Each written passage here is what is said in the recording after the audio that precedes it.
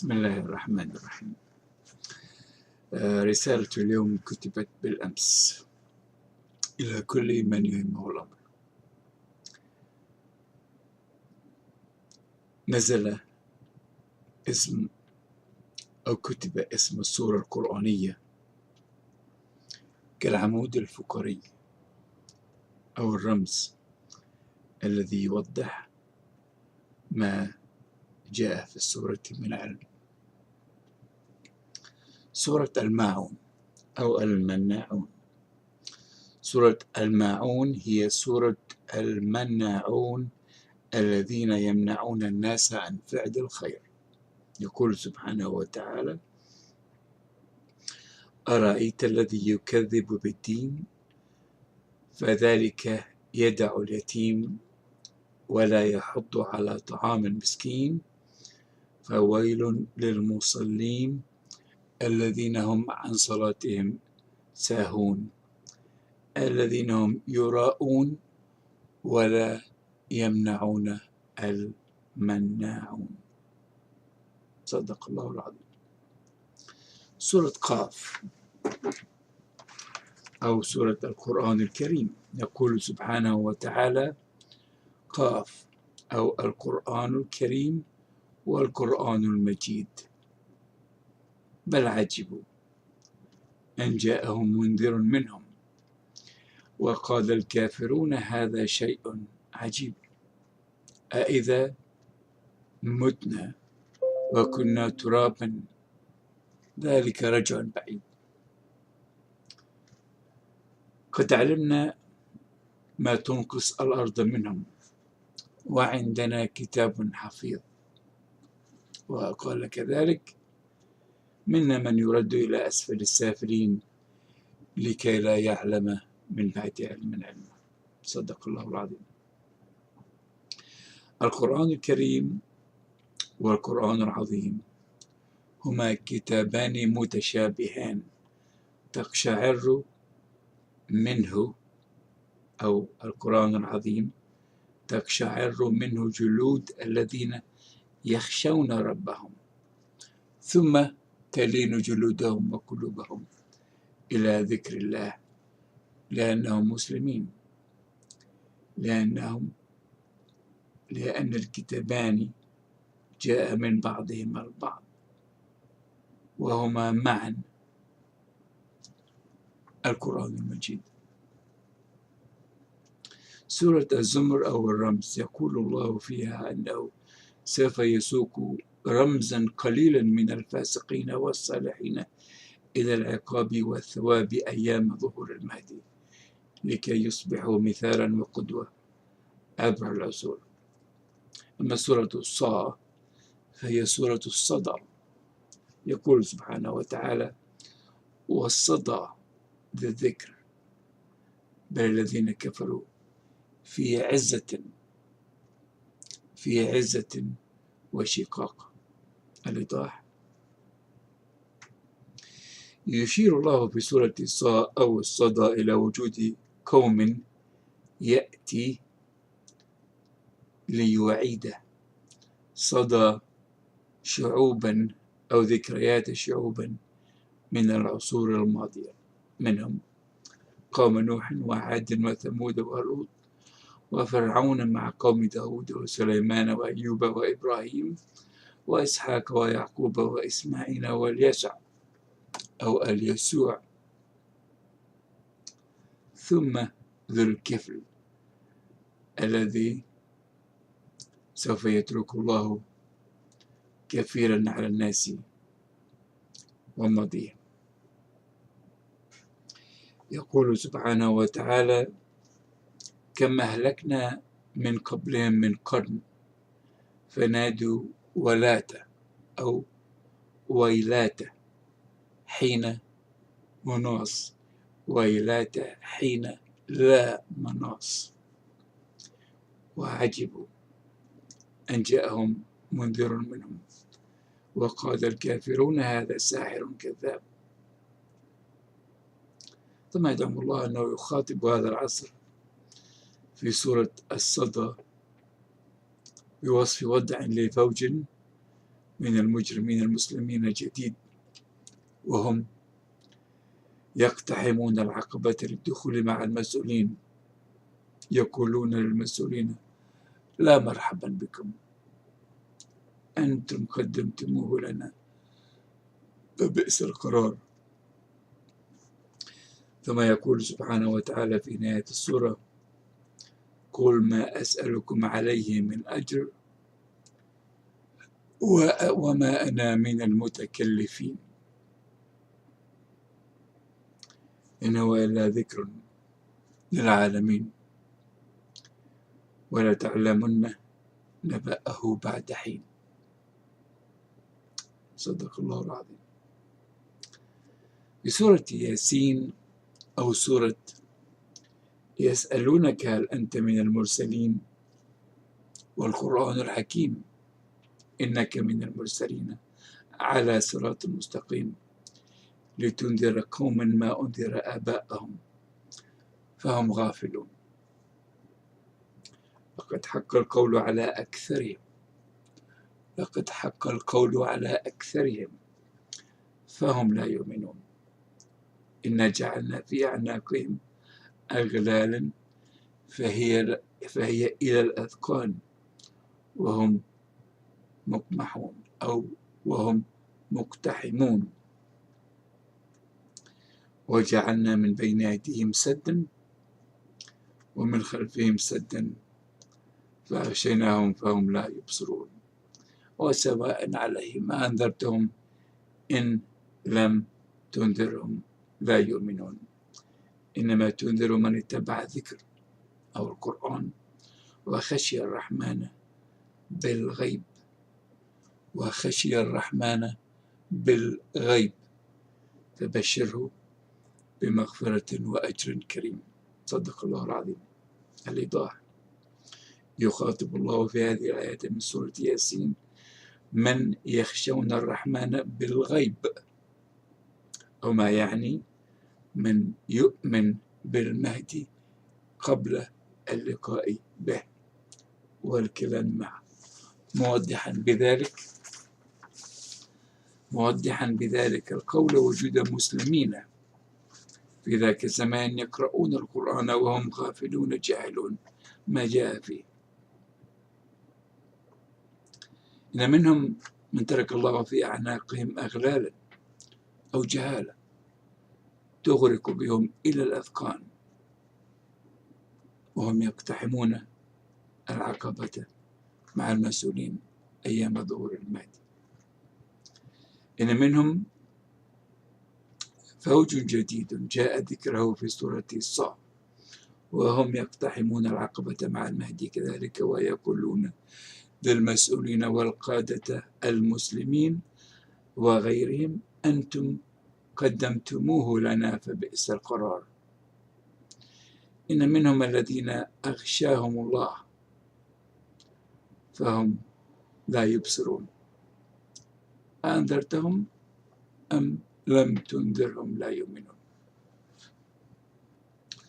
سورة طه أو طلاه يقول سبحانه وتعالى: طه تالله ما أنزلنا عليك القرآن لتشقى إلا تذكرة لمن يخشى.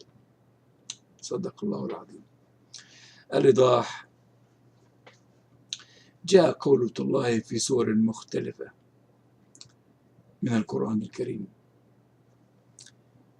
منها ما جاء يشير إلى شيء من الدعابة والمرح، وهذا يعني أن الله يداعب المهدي هنا في سورة طه قائلا: تالله ما أنزلنا عليك القرآن لتشقى. إن الله لم ينزل القرآن على المهدي لكي يشقى في تأويل الآيات، وهو من يوحي له تأويلها. وما يدعم أن الله يخاطب هذا العصر في سورة طه أو سورة طلاه هو وصف خاص لوضع بعض من المجرمين المسلمين الذين يتخافتون بين الرزقاء أو الفقراء من الأفغان الذين يقول لهم أمثلهم طريقة في الباكستان لن تلبثوا يوما واحدا أمام الأمريكان.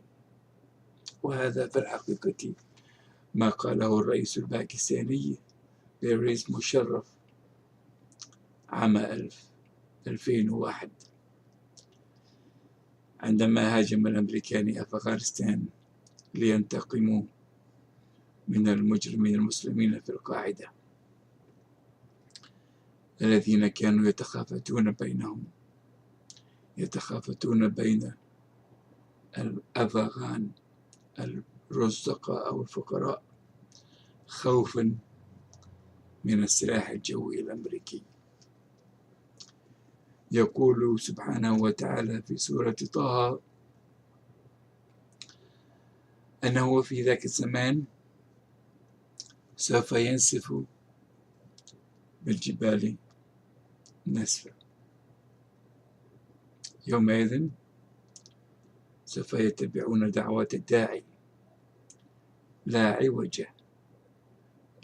عوج لها أو له، هم يستمعون إليه فلا تسمع إلا همسا. ثم يعود الله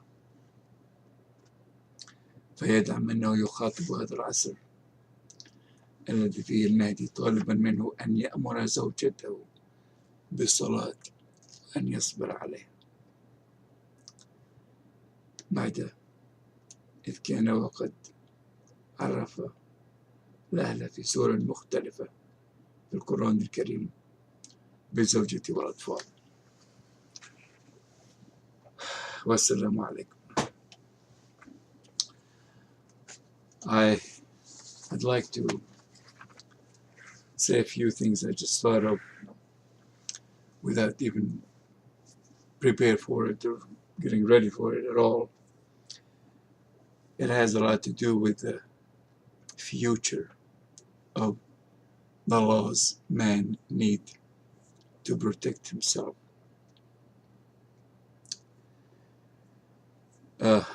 We are living in a dilemma. I'm sure, as you know it,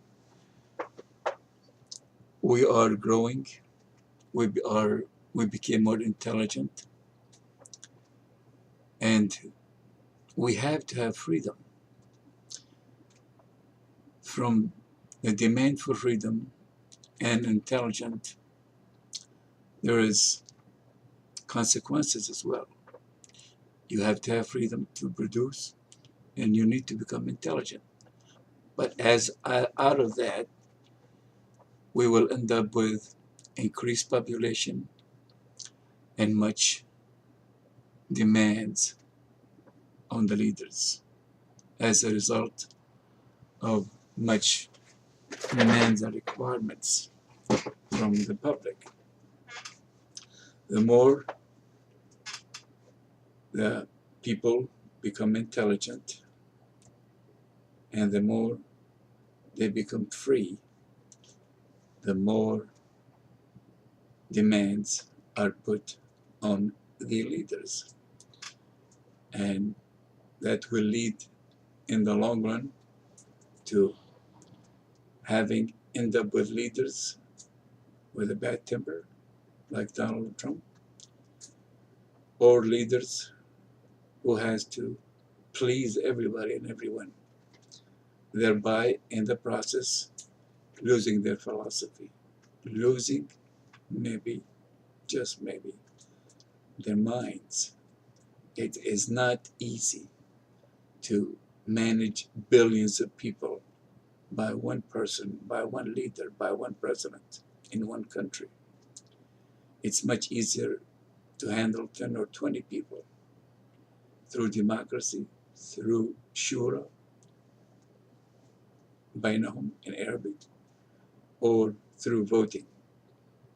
But when you have a lot of people, more demands, we have no choice but to look for a way out, a different system. The way I see it, since we as humans became one country, basically, all over the world, one village, we have no choice but to have one system that helps us all. But to have one system for the whole world under one leadership, that is impossible too. Therefore, you have no choice but to delegate power. We have to enlarge the house. Everyone is free in his own house. But instead of having a house on 1 acre of land with a few people in it, why don't we have the whole county as a house with a few hundreds, a few thousand people on it? Live as one people, one family, led by whoever they want. That leader or that group who leads that county are the ones that have to have the freedom or the complete freedom to deal with everyone all over the world. I believe this is the way God created the human in body and soul. We are, as humans, as individuals, made out of cells, of billions of them. Yet there are organs, and there are parts. Each organ and each part have a job and a duty. Even though the same cell goes through the same organ, yet each part have a duty and a responsibility, and is free when within its own limits and within its own borders. You know, God created us in his own image, and if we can see a system similar to the human body, we're not smart enough. In the Bible, Jesus said, there will come a time where you are going to require the law of the islands. That means people are in counties all over the world, in different islands away from each other, yet they can deal with each other any way they want. They can swim, they can fly, they can do whatever they want. Any county in any country should be able to deal with any other county all over the world without having to go through the center government or the central government in any nation. Central governments have the responsibility to monitor that, because they are managers. They just like managers or watchers, guards, just, making sure everything is going smooth between the counties without anyone stepping over somebody else's feet. It's a long, complicated story that I have to go into a lot of details about, but I believe this is one solution that we will end up having. The other one, which is more important, I believe, is for all those religious people, all those who believe in all religions, need to know that all religions were sent in different times to help people of that time. Yet, if they are God's words, they must have within themselves fine prints, fine words that we need to understand different than they used to understand it. For example, Jesus said everything born again and everything's coming back to life. At that time, everybody thought, I'm going to sin, then change, and then I'll become born again, and that's how I get to heaven. But that's not what Jesus said. He also said that I'm going to die and send my helper to you. I can't tell you the whole truth because you can't bear it. If I tell it to you, you're going to say, what are you doing here? If he said, hey, you are living in heaven and hell right now, it's up to you. Born again means you're going to die and come back to life again, reincarnation. They're going to say, wait a minute, what is this religion? Does not make sense to them at that time. So he left. There's a lot of things all religions could not explain in clear-cut words. Therefore, you need to go between the sentences, between the lines, between the words. And in the fine print, you will see a different religion in all religions, whether it's Judaism, Christianity, or Islam. It's much different message than what all people used to know. Heaven and hell is on this earth. How can you tell that? It's in all religions said that, but no one understood that. Because if they understood it that way, that mind of that time would have never believed it, therefore religions would have died before they started. So God sent all these religions in some kind of languages where it does not look to them at that time that it is weird messages we have, yet we can get out of it a very intelligent message for the most intelligent minds. The more intelligent you become, the more you actually can believe in religions. And the less intelligent, the more you get stuck and find yourself, wait a minute, that doesn't make sense to me. Therefore, I don't want to believe in religions. I want to become an atheist. It does not make sense. So if you do not actually believe strongly, this is God's word, and I must come out with the logical answer that convince me and the most intelligent ones sitting next to me, I will never come up with the answer. That's where we at. Very intelligent people who are giving up to know what God meant, who will not dig any deeper to know what God meant in all religions. They cannot see the fine print. I don't want to go any further. That is too much. I can see that. So maybe some other time we'll talk about more than that. Thank you.